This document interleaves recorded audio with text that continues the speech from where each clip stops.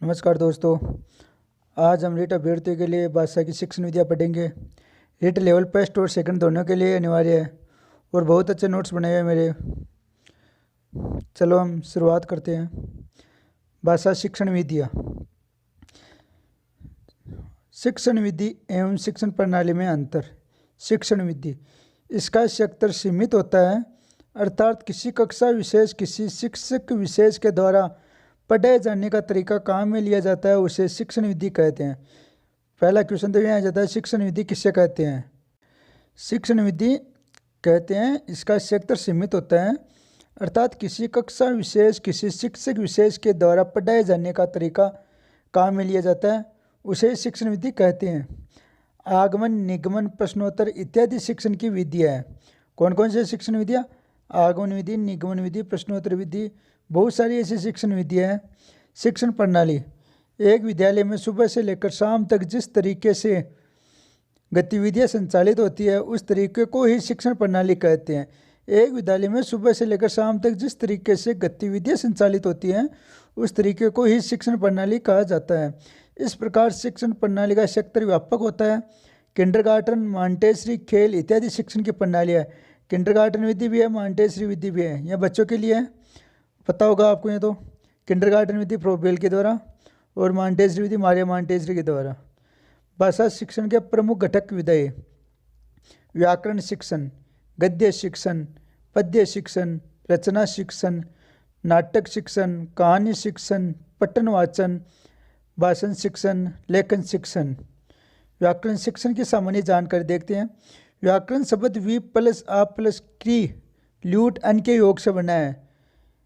किसके योग से बना है? व्याकरण शब्द वी प्लस आ प्लस क्री प्लस ल्यूट अन के योग से बना है। व्यक्तिकृत व्युत्पन्न शब्दा अनेन इति व्याकरणम, अर्थात क्या मतलब हुआ इसका? जिसके द्वारा शब्द की रचना का ज्ञान करवाया जाता है उसे व्याकरण कहते हैं। साहित्य में व्याकरण को वेद पुरुष के मुख्य अंग के रूप में स्वीकार किया गया है। साहित्य में व्याकरण को वेद पुरुष के मुख्य अंग के रूप में स्वीकार किया गया है। यथा षट्वेदांग कल्पित अंग, व्याकरण मुख, छंद पैर, ज्योतिष आँख, निरुक्त कान, शिक्षा नाक, कल्प हाथ। क्या क्या बताया गया है वेदांग के अंदर? देखिए, व्याकरण को मुख बताया गया है, छंद को पैर बताए हुए हैं, ज्योतिष को आँख बताया हुआ है, निरुक्त को कान बताया हुआ है, शिक्षा को नाक बताया हुआ है, कल्प को हाथ बताया हुआ है। संस्कृत भाषा में व्याकरण शब्द में नपुंसकलिंग, जबकि हिंदी भाषा में इसे पुल्लिंग में स्वीकार किया जाता है। संस्कृत भाषा में व्याकरण में नपुंसकलिंग होता है, उसको हिंदी में पुल्लिंग में स्वीकार किया जाता है।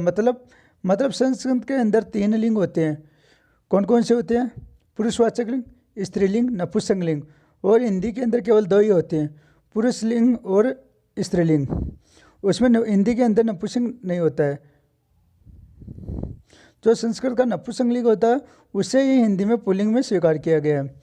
महर्षि पतंजलि एवं आचार्य किशोरीदास वाजपेयी ने व्याकरण को शब्दानुशासन कहकर पुकारा है। बहुत ही अच्छी बात है, वापस देखिए इसको। महर्षि पतंजलि एवं आचार्य किशोरीदास वाजपेयी ने व्याकरण को शब्दानुशासन कहकर पुकारा है। बहुत सी बार यहाँ परीक्षा में आए हुए, इनको याद कर लेना, अच्छी तरह से देख लेना है। और पीडीएफ में आपको टेलीग्राम पे डाल दूंगा पूरी पीडीएफ। आगे देखते हैं। आचार्य किशोरीदास वाजपेयी ने व्याकरण को भाषा का भूगोल भी कहकर पुकारा है। देखो वापिस, महर्षि पतंजलि ने किशोरीदास वाजपेयी ने व्याकरण को शब्दानुशासन कहकर पुकारा है। आचार्य किशोरीदास वाजपेयी ने व्याकरण को भाषा का भूगोल भी कहकर पुकारा है। किशोरीदास वाजपेयी ने व्याकरण को शब्दानुशासन भी कहा है और भाषा का भूगोल भी कहा है। एक पाश्चात्य विद्वान डॉक्टर सविट मोदे, पाश्चात्य विद्वान है डॉक्टर सविट मोदे ने व्याकरण को भाषा का व्यवहारिक विश्लेषण कहकर पुकारा है। आपके क्वेश्चन आ जाएगा, भाषा को व्यवहारिक विश्लेषण कहकर किसने पुकारा है? तो इसमें होगा डॉक्टर सवित मोदे।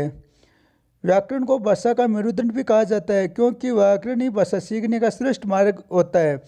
व्याकरण को भाषा का मेरुदंड भी कहा जाता है, क्योंकि व्याकरण ही भाषा सीखने का श्रेष्ठ मार्ग होता है। मेरुदंड होती है हमारी रीढ़ की हड्डी।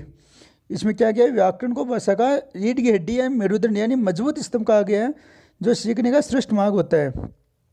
व्याकरण शिक्षण के उद्देश्य। अब हम व्याकरण के उद्देश्य देखते हैं क्या क्या है। बालक को शुद्ध बोलना, पढ़ना व लिखना सिखाना, बालकों को भाषा के नियमों का ज्ञान करवाना, बालकों में भाषा के मूलभूत कौशल का क्रमबद्ध विकास करना। व्याकरण शिक्षण की विशिष्टता। भाषा के नियमों का ज्ञान करवाना ही व्याकरण शिक्षण की विशेषता मानी जाती है। अपूर्ण लेते हैं व्याकरण शिक्षण की विशेषता किसे कहते हैं? भाषा के नियमों का ज्ञान करवाना ही व्याकरण शिक्षण की विशेषता मानी जाती है। व्याकरण शिक्षण की विधियाँ, अब देखिए व्याकरण शिक्षण की कौन कौन सी विधि है। 8 विधियाँ हैं, कौन कौन सी देखते हैं। आगमन विधि, निगमन विधि, आगमन निगमन विधि, सूत्र विधि, समवाय पाठ्यपुस्तक विधि, भाषा सत्संग विधि, अनौपचारिक विधि, सैनिक, अनौपचारिक का दूसरा नाम सैनिक विधि भी है, अव्याकृति विधि। अब सबसे पहले देखते हैं आगमन विधि। आगमन विधि में क्या होता है, देखिए व्याकरण पढ़ाते समय जब कोई शिक्षक सर्वप्रथम बच्चों के समक्ष अनेक प्रकार के उदाहरण प्रस्तुत करते हैं, उसके बाद छात्रों की सहायता से किसी नियम या सिद्धांत की स्थापना करता है तो वह आगमन विधि कहलाती है। वापस देख लीजिए, आगमन विधि को बहुत सी बार आती है, सभी में आते हैं। यह आगमन विधि आपके हर सब्जेक्ट में मिल जाएगी। जरूरी नहीं है कि यह संस्कृत हिंदी में, या आपको गणित में भी मिल जाएगी और या पर्यावरण में भी मिल जाएगी, सभी में मिल जाएगी। व्याकरण पढ़ाते समय जब कोई शिक्षक सर्वप्रथम बच्चों के समक्ष अनेक प्रकार के उदाहरण प्रस्तुत करता है, उसके बाद छात्रों की सहायता से किसी नियम या सिद्धांत की स्थापना करता है तो वह आगमन विधि कहलाती है। परिभाषा देखिए, लैंडन के अनुसार जब कभी छात्रों के सम्मुख अनेक तथ्य उदाहरण या वस्तु प्रस्तुत की जाती है, उसके पश्चात बालकों से स्वयं उनके निष्कर्ष निकलवाने का प्रयास किया जाता है तो वह आगमन विधि कहलाती है। जायसी ने क्या कहा आगमन विधि को? आगमन विशेष दृष्टांतों की सहायता से सामान्य नियमों को प्राप्त करने की प्रक्रिया है। परोयंग के अनुसार जिस विधि में बालक विभिन्न स्थूल तथ्यों के आधार पर अपनी मानसिक शक्ति का प्रयोग करते हुए किसी विशेष नियम तक पहुंचता है तो वह आगमन विधि कहलाती है। आगमन विधि के प्रमुख पद, चरण, सोपान। चलो देखते हैं। आगमन विधि का प्रयोग करते समय एक शिक्षक को प्रायः निम्न 4 चरणों से गुजरना पड़ता है। उदाहरण प्रस्तुतिकरण, छात्रों के समक्ष कुछ विशेष उदाहरण प्रस्तुत करना, जैसे राइट, रिस्ट, निरीक्षण, तुलना। उदाहरणों में किसी एक समान विशेषता का पता लगाना, जैसे उक्त उदाहरणों में W साइलेंट है, देख लीजिए राइट है, इसके अंदर WRITE है और हम बोलते हैं तो राइट, या W नहीं बोलते हैं ना साथ में। अब आगे देखते हैं नियमीकरण। सामान्यकरण, उदाहरणों की समानता को देखकर किसी सर्वमान्य नियम सिद्धांत की स्थापना करना, जैसे शब्द के आरंभ में WR प्लस स्वर होने पर W साइलेंट हो जाता है, यह ऊपर लिखी हुई बात है। सत्यापन, पृष्ठ नियम की सत्यता सिद्ध करने के लिए कुछ अन्य उदाहरण प्रस्तुत करना, जैसे रोंग रिस्ट। आगमन विधि के प्रमुख शिक्षण सूत्र, यहाँ बहुत सी बार परीक्षा में आते हैं। आगमन विधि के प्रमुख शिक्षण सूत्र क्या क्या देखिए। उदाहरण से नियम की ओर, विशिष्ट से सामान्य की ओर, ज्ञात से अज्ञात की ओर, स्थूल से सूक्ष्म की ओर, मूर्त से अमृत की ओर, प्रत्यक्ष से प्रमाण की ओर। वापस देख लीजिए, बहुत सी बार आते हैं। आगमन विधि के प्रमुख शिक्षण सूत्र, उदाहरण से नियम की ओर, विशिष्ट से सामान्य की ओर, ज्ञात से अज्ञात की ओर, स्थूल से सूक्ष्म की ओर, मूर्त से अमृत की ओर, प्रत्यक्ष से प्रमाण की ओर। आगमन विधि के गुण लाभ। छोटे या प्राथमिक स्तर के बालकों को व्याकरण सिखाने के लिए सर्वाधिक उपयुक्त इस विधि का प्रयोग करने से बालकों में खोजी प्रवृत्ति का विकास होता है। इस विधि से प्राप्त ज्ञान स्थायी होता है। आगमन विधि के दोष। अब गुण तो देख लिया आपने, अब दोष भी देखना आगमन विधि के क्या क्या दोष होते हैं देखते हैं। उच्च स्तर के बालकों को व्याकरण सिखाने के लिए अनुपयुक्त विधि है। यह आगमन विधि बच्चों के लिए है। उच्च स्तर के बालकों को व्याकरण सिखाने के लिए अनुपयुक्त विधि मानी जाती है। ठीक है, इस विधि में बहुत अधिक एवं परिश्रम लगता है, बहुत अधिक समय एवं परिश्रम लगता है। अनुभवी एवं प्रशिक्षित अध्यापक इस विधि में सफलता प्राप्त कर सकता है। कौन प्राप्त कर सकता है? अनुभवी एवं प्रशिक्षित अध्यापक इस विधि में सफलता प्राप्त कर सकता है। यानी कि कहने का मतलब है उच्च स्तर के विद्यार्थियों के लिए यह सही रहती है, यह सही नहीं है। आगमन विधि उच्च स्तर के बालकों को व्याकरण सिखाने के लिए अनुपयुक्त है, यह बच्चों के लिए ही है। निगमन विधि। व्याकरण पढ़ाते समय जब कोई नियम, निगमन विधि व्याकरण पढ़ाते समय जब कोई शिक्षक नियम व सिद्धांत का ज्ञान छात्रों को पहले से ही करवा देता है तो उसके पश्चात उदाहरणों पर उस नियम को लागू करता है तो वह निगमन विधि मानी जाती है। इस प्रकार यह विधि आगमन की विपरीत मानी जाती है। परिभाषा देखिए क्या है।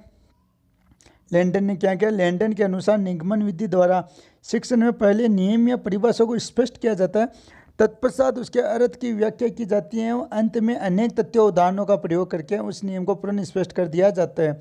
निगमन विधि के प्रमुख पद, चरण, सोपान। चलो देखते हैं पद, चरण, सोपान। इस विधि का प्रयोग करने पर भी एक शिक्षक को प्रायः निम्न 4 चरणों से गुजरना पड़ता है। नियम सिद्धांत का ज्ञान करवाना, जैसे ई उ री, असमान स्वर य व र। उदाहरणों पर उस नियम का प्रयोग करना, जैसे प्रतिपल सेक, प्रत्यय प्लस एक, प्रत्येक। सु प्लस आगत, सु उ प्लस आगत। स व प्लस आगत यानी स्वागत। पित्र प्लस आज्ञा, पित्र जी प्लस आज्ञा, पित्र पित्र हलंत लगावे इसका रखिए, हलंत प्लस आज्ञा, पित्राज्ञा। परीक्षण, छात्रों द्वारा नियम की सत्यता का परीक्षण करना, सत्यापन प्रश्न, कुछ अन्य उदाहरणों के द्वारा उस नियम की सत्यता सिद्ध करना। देवी प्लस उपासना, देव हलंत वाक्य ई प्लस उपासना, देव ये प्लस उपासना यानी देवी उपासना। गुरु प्लस ब्रह्मा, गुरु उ प्लस हलंत है इसके, गुरु प्लस व्रण, आगे देखिए गुरु व प्लस व्रण, गुरुव्रण। निगमन विधि के प्रमुख शिक्षण सूत्र। अब निगमन विधि के शिक्षण सूत्र जो आगमन विधि में पढ़े उसके विपरीत सभी सूत्र वही आगमन विधि के ही विपरीत सूत्र निगमन विधि में आते हैं। नियम से उदाहरण की ओर, सामान्य से विशिष्ट की ओर, अज्ञात से ज्ञात की ओर, सूक्ष्म से स्थूल की ओर, अमूर्त से मूर्त की ओर, प्रमाण से प्रत्यक्ष की ओर। आगमन विधि क्या गुण थे? उदाहरण से नियम की ओर, विशिष्ट से सामान्य की ओर, ज्ञात से अज्ञात की ओर, स्थूल से सूक्ष्म की ओर, मूर्त से अमूर्त की ओर, प्रत्यक्ष से प्रमाण की ओर। और निगमन विधि के उसके विपरीत होते हैं। निगमन विधि के गुण लाभ, उच्च स्तर के बालकों को व्याकरण सिखाने के लिए सर्वाधिक उपयुक्त विधि। आगमन विधि प्राथमिक स्तरों के लिए थी, निगमन विधि उच्च स्तर के बालकों को व्याकरण की शिक्षा के लिए सर्वाधिक उपयुक्त विधि मानी जाती है। इस विधि में शिक्षक के समय एवं परिश्रम की बचत होती है। एक सामान्य शिक्षक भी इस विधि में सफलतापूर्वक शिक्षण करवा सकता है। निगमन विधि के दोष, निम्न स्तर के बालकों के लिए यह अनुपयुक्त विधि है। इस विधि से बालकों में रटने की प्रवृत्ति का विकास होता है। इस विधि से प्राप्त ज्ञान अस्थायी होता है, अस्थायी होता है। आगमन निगमन विधि, व्याकरण पढ़ाते समय पहले आगमन विधि पढ़ी हमने, फिर निगमन विधि, अब आगमन निगमन विधि। व्याकरण पढ़ाते समय जब कोई शिक्षक उपयुक्त दोनों विधियों का एक साथ प्रयोग कर देता है, अर्थात पहले उदाहरण प्रस्तुत कर छात्रों से नियम बनवाता है तथा फिर उस नियम को सिद्ध करने हेतु अनेक उदाहरण प्रस्तुत करता है, तो आगमन निगमन विधि कहलाती है। व्याकरण शिक्षण के लिए विधि श्रेष्ठ मानी जाती है। अब कहीं आ जाता है व्याकरण शिक्षण के लिए श्रेष्ठ विधि कौन सी है? व्याकरण शिक्षण के लिए श्रेष्ठ विधि आगमन निगमन विधि है। सूत्र विधि, जब संपूर्ण व्याकरण को छोटे छोटे नियमों में बांटकर शिक्षण कार्य करवाया जाता है तो वह सूत्र विधि मानी जाती है। यह विधि निगमन विधि का ही व्यापक रूप मानी जाती है, अर्थात निगमन विधि में तो किसी एक नियम को ही स्पष्ट किया जाता है, जबकि इस विधि में संपूर्ण व्याकरण को छोटे छोटे नियमों में विभक्त किया जाता है। इस विधि का प्रयोग संस्कृत व्याकरण शिक्षण में अधिक किया जाता है। संस्कृत व्याकरण में इस विधि को सर्वप्रथम प्रयोग महर्षि पाणिनि द्वारा रचित अष्टाई ग्रंथ में देखने को मिलता है। कई बार ऐसा भी आ जाता है अष्टाई ग्रंथ किसके द्वारा लिखा हुआ है, तो यहाँ इसमें है महर्षि पाणिनि। इस विधि से बालक सूत्रों को रटकर व्याकरण का सिद्धांतिक ज्ञान तो प्राप्त कर लेते हैं, परंतु उन्हें व्यवहारिक ज्ञान की प्राप्ति नहीं होती है।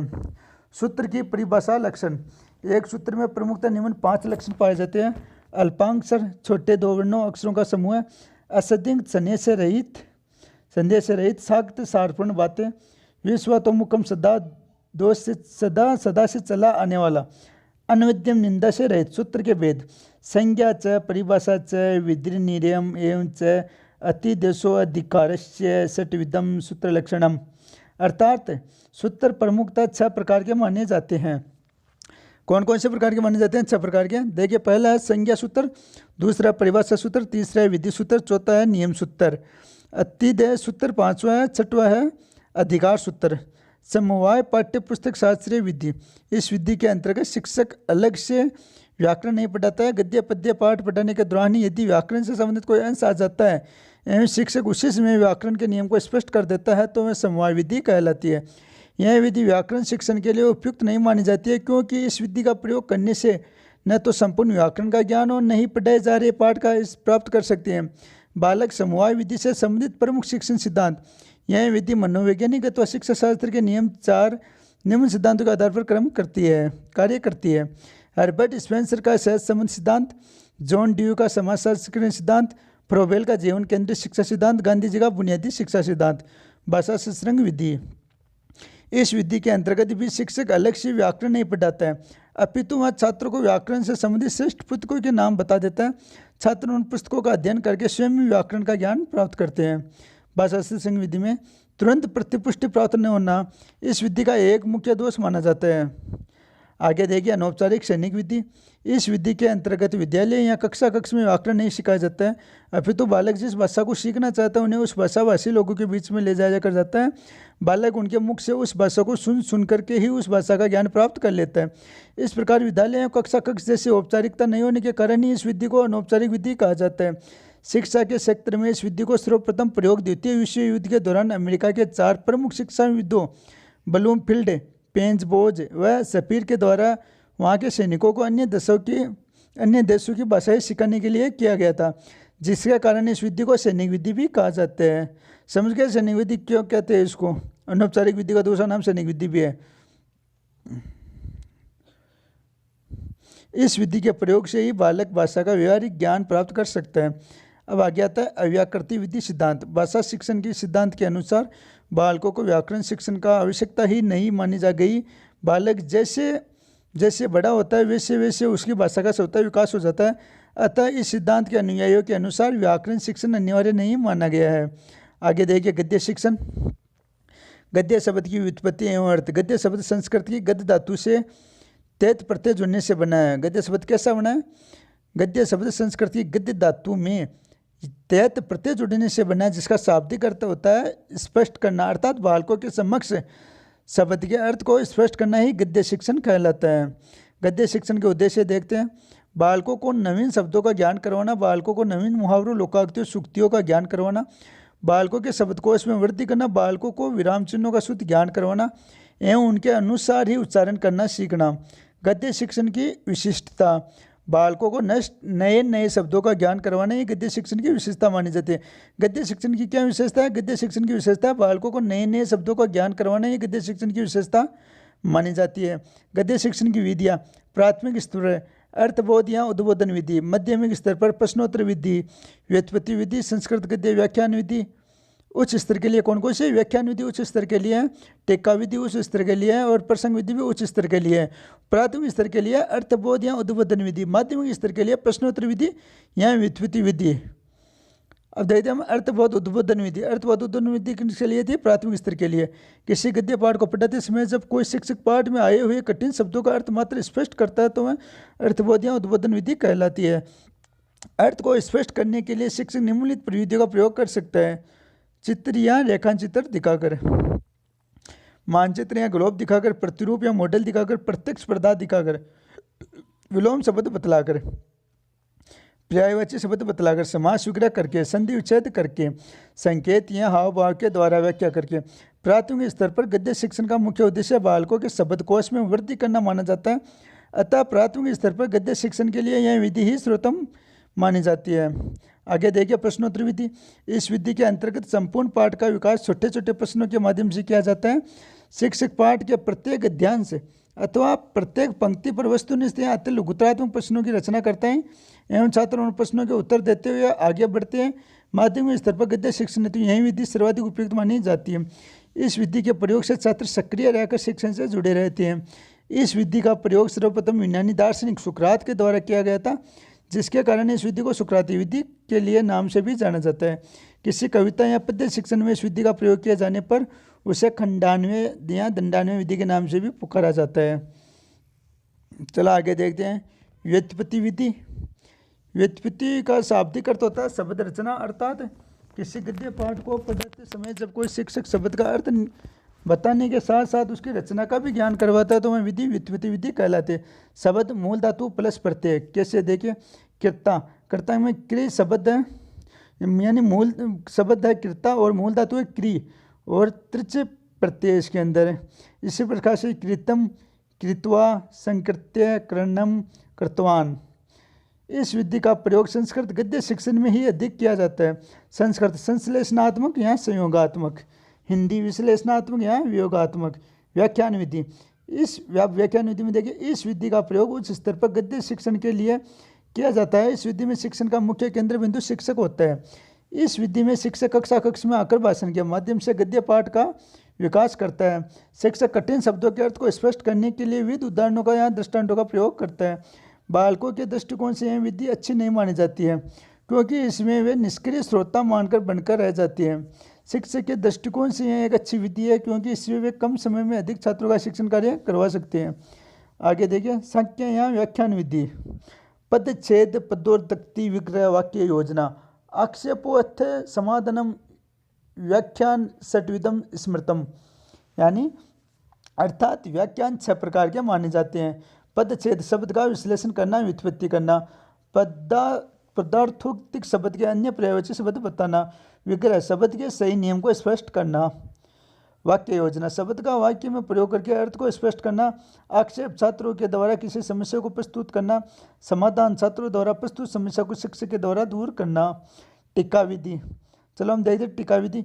यह विधि व्याख्यान विधि का ही संक्षिप्त रूप मानी जाती है। अर्थात व्याख्यान विधि में तो शिक्षक चाहे जितना विस्तार कर सकता है, परंतु इस विधि में जितना आवश्यक हो उतना ही विश्लेषण किया जाता है। इस विधि का प्रयोग संस्कृत गद्य शिक्षण में अधिक किया जाता है। संस्कृत में इस विधि के सर्व प्रसिद्ध विद्वान श्री मल्लीनाथ माने जाते हैं। टीका विधि के विद्वान कौन माने जाते हैं? मल्लीनाथ माने जाते हैं। अब आगे देखिए प्रसंग विधि। यह विधि भी व्याख्या विधि का ही एक अंग मानी जाती है।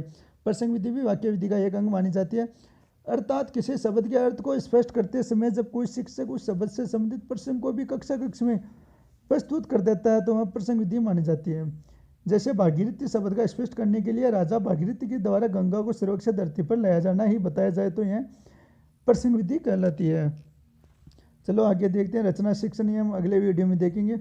आज के लिए काफ़ी है, फिर वीडियो ज़्यादा लंबा हो जाएगा। ठीक है मित्रों, धन्यवाद।